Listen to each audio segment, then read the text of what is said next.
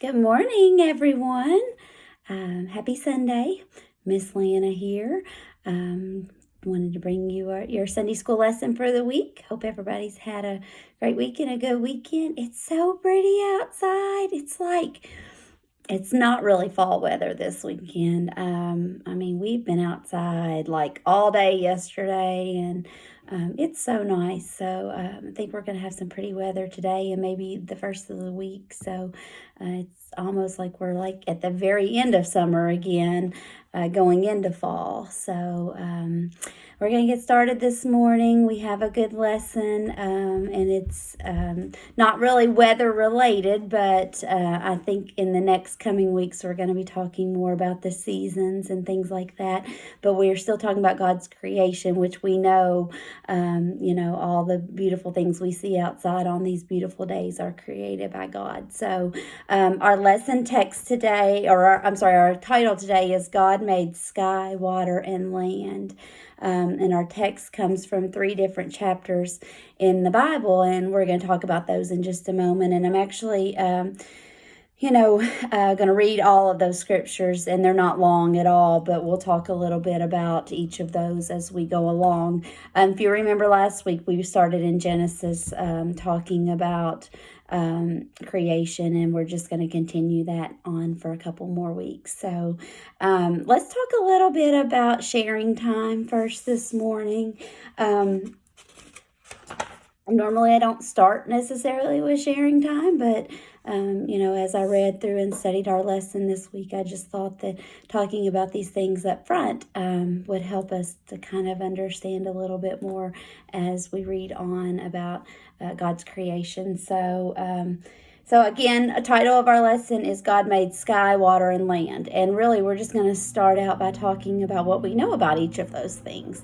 I think that's it's kind of amazing that it's one of the very first things that we start learning as we are little toddlers up until we go to school. We already know what water and may not know necessarily landmarks or specific land areas, but we know early on what the sky is, because lots of times, like we talked last week, we talk about the sun and the moon. So we look up in the sky, and then water, of course, we know about water, and then land. So, and I guess the main difference we learned very early is that water and land are separate, and that's what we're going to kind of talk about today, is how God made that happen. Okay, so what do you guys know about the sky? That's the first question. So I think that there's a lot of things that we just kind of know in our head about the sky that maybe we just don't talk about or think about regularly. But typically we think about the sky being the color blue. It's way, way up there. We look up in the sky and, even you can see an airplane or a jet or something, and it looks so little bitty because it seems like it's so far away, right?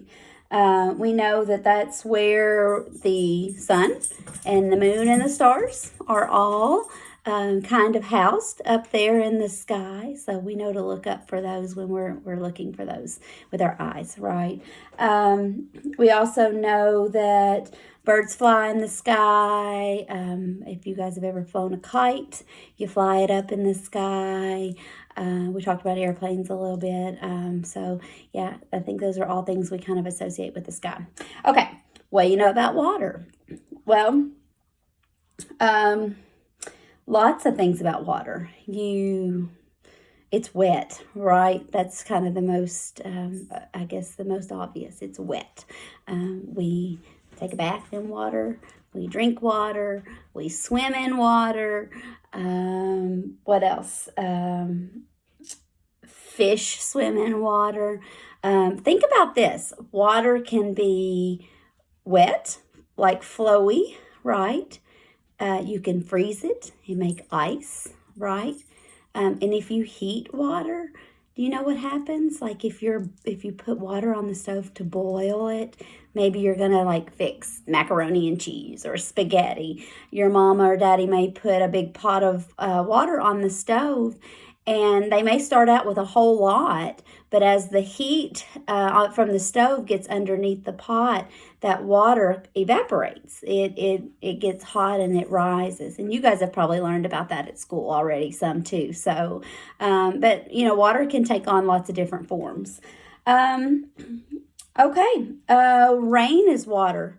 It comes from the sky, okay? Do you know that clouds are really made up of water that's kind of just suspended up there in the sky before it falls? That's something interesting to know.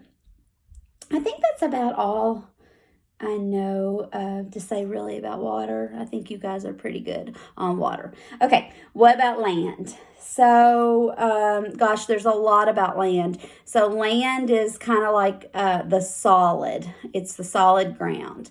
We walk on it. We drive on it. And land is so there's so many different categories of land. I mean, you could have a field, you could have land that a big building sits on. Land is divided up into countries and states and cities and counties. So land is a big deal, right? And I know it seems really hard to understand this. I mean, I just think about this a lot. The earth is more water than land. And that seems really odd to us because even if you go to the ocean and, you look out in the ocean, if you've ever been there and you've looked out, it seems like you can't see the end of it. And land, you think about, we see so much more land than we do water. So to me, that's sometimes a little hard to understand. Okay. Gosh, I mean, there's so much to know about all of these things, right? And I know you guys already know what they all are.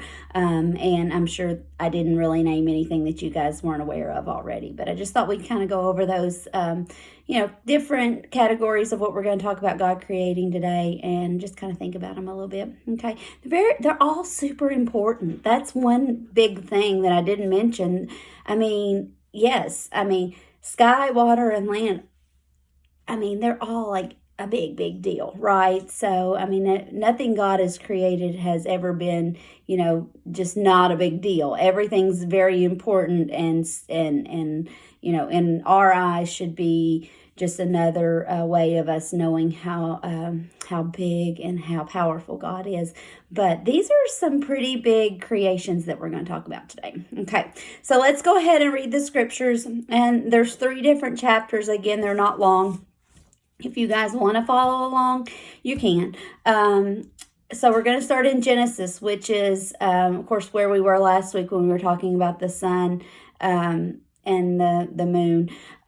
So Genesis 1, verses 1 through 10. So honestly, in your Bible, in the very beginning, if you get past, if you guys have, some beginning pages that tell you maybe how to use a Bible or how to use a study Bible, and then, you might have a little directory on the different books and tell you what pages, but this should be really like the very first page of the actual scriptures. So I'm going to go ahead and start chapter 1, verses 1 through 10, and title at the top is the creation. And I know I may have mentioned this last week, but I know in Bible school a couple of years ago we did a whole week on creation. So again, super important, and it's the very beginning words. So we'll go ahead and get started. It says, "In the beginning God created the heaven and the earth. And the earth was without form and void, and darkness was upon the face of the deep, and the Spirit of God moved upon the face of the waters. And God said, 'Let there be light,' and there was light. And God saw the light, that it was good, and God divided the light from the darkness. And God called the light day, and the darkness he called night. And the evening and the morning were the first day." Okay, so on the next page, I'm starting on verse 6, and the title at the top says, "Second Day Firmament. And God said, 'Let there be a firmament in the midst of the waters, and let it divide the waters from the waters.' And God made the firmament and divided the waters which were under the firmament from the waters which were above the firmament. And it was so. And God called the firmament heaven, and the evening and the morning were the second day. Verse 9, we'll finish with 9 and 10, and it says, third day, seas, land, and vegetation. And God said, let the waters under the heaven be gathered together unto one place, and let the dry land appear. And it was so. And God called the dry land earth, and the gathering together of the waters called the seas. And God saw that it was good. Okay, so a firmament is an expansion. So basically what God is doing is he's kind of expanding from the earth upwards. Okay, so I think that's just something kind of to know. It's not a real common word that we use a lot. So, okay, now we're going to skip over to the book of Psalms, which is kind of closer to the middle of the Bible. It is still in the Old Testament. So we're going to start with Psalm 65 and verse 6 and 7, and it says, which by his strength setteth fast the mountains, being girded with power, which stilleth the noise of the seas, the noise of their waves, and the tumult of the people. And then still in Psalms, but skipping over into the chapter to chapter 135, verse 7, it says, he causeth the vapors to ascend from the ends of the earth. He maketh lightnings for the rain. He bringeth the wind out of his treasuries. Okay, so in that, when he's talking about vapor, he's talking about water vapor. Okay, and then last scripture is in the book of Amos, which is a little bit further over, still in the Old Testament. Amos chapter 4, verse 13. And it says, for lo, he that formeth the mountains and createth the wind and declareth unto man what is his thought, that maketh the morning darkness and treadeth upon the high places of the earth. The Lord, the God of hosts, is his name. So in that part, it's, declaring to us that God is the creator and he's the all-powerful. That's definitely, we can read that as literal words, like, for lo, he hath formed the mountains and createth the wind, which we know wind. You can't see wind, but we can feel wind. That's the Spirit. Okay, and you guys have probably maybe even heard that comparison before, because God's Spirit, when it's upon us, it's not something we can actually see, but we can feel it. And a good example of that is how you can't see the wind blowing. We can see the trees blowing, but you can't actually see the wind itself, and that's just like the Spirit of God. And then when it refers to high places of declareth unto man what is his thought, that's talking about God's thought. Okay, so just making sure that you guys know that his is actually referring to God. Okay, all right, so those are some really good scriptures. Something that was in my Bible, or my study part of my book for the Bible, I thought that I would point out to you guys, because I think it is really important, is there's kind of a timeline there. We started in Genesis, and then we moved over to Psalms, and then we moved even further on to Amos, still in the Old Testament. But it says in here that the book of Genesis teaches us how God created the world. So that was the very beginning. The book of Psalms are songs and poems to worship God. So we read those worshiping what God had created. And they also teach us about how God created the world. And then Amos, basically God had told a man named Amos to tell the people of Israel what was right. And it also still teaches about creation, because he's saying the person that made this, or not the person, but the one that made all of these things, his name is God. So he's still teaching about creation and the powerfulness of God in Amos, okay? So I really think that's, kind of a timeline. It kind of, we started, like I said, in the beginning, and then we moved all the way over into the deep part of the Old Testament. So I think that's good. Okay, understanding the Bible. A couple of things I wanted to mention is, so, I said, the firmament is an expansion. So really, it's kind of like thinking about the land and the sea being here and then expanding and then the sky. And that's what he called it. God called the expansion the sky. And it's like my study Bible says it's like a canopy. I don't know if you guys know what a canopy is. I'm sure you guys do, but if you think about a tent or I think about something that's above us to kind of keep you protected, a canopy. That's kind of what the sky is, over the earth and the waters, right? Okay. And then it's kind of like my book says it's an invisible barrier. It keeps the clouds and everything up there away from us, so water just doesn't dump on the earth all of the time, right? So, and those are just things we don't really think about that much. And so it says that God allowed one exception to this, and that was when the floods came. When Noah and his family and the animals entered the ark. You remember there was lots of rainfall for 40 days. And gosh, it just, that barrier, it's like it wasn't there anymore. Okay. Excuse me. On the third day, God concluded his creative work on inanimate matter by commanding the waters below the heavens to flow together to their assigned places.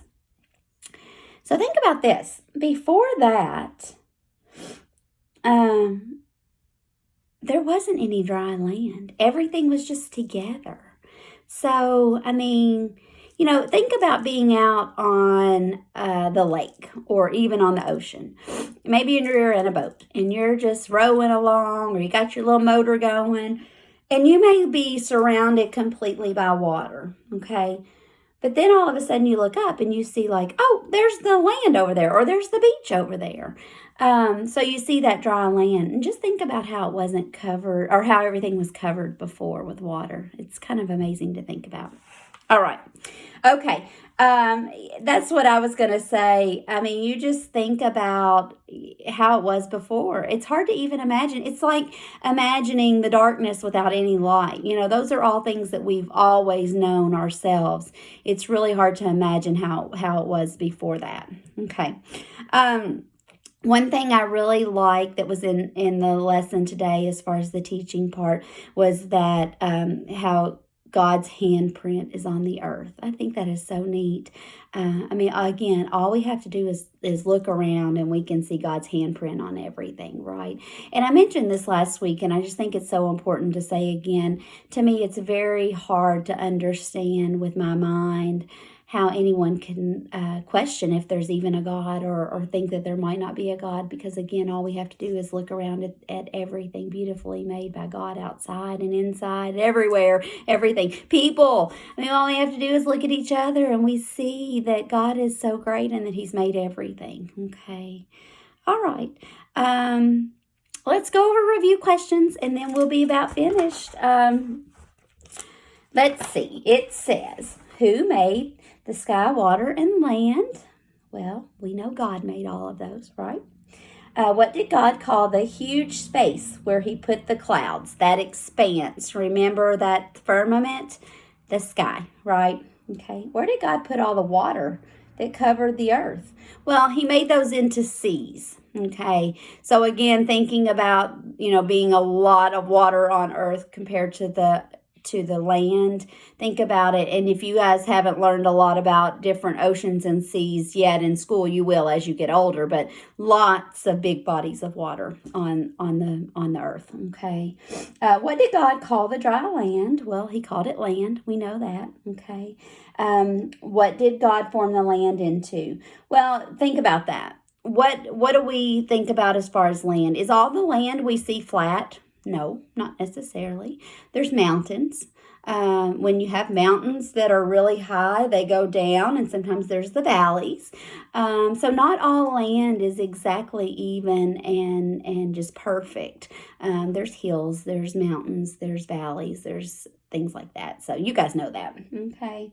When God saw the sky, water, and land, what did he think? Well, again, just like we read in Genesis last week and this week, everything God made is good. Okay. And what do you think the world would be like without the sky, water, and land? Well, again, I think it's just, for me, it's hard to even imagine. So I just think that it just seems like it would be just one big mess, doesn't it? If I'm so used to things being separated. When it rains a lot, we have the creek down by our house as you go as you're going to church, where the little bridge or the road covers. It's not necessarily a bridge, but when it gets really high, you're like, oh my goodness. We're always like, look how much the creek is up.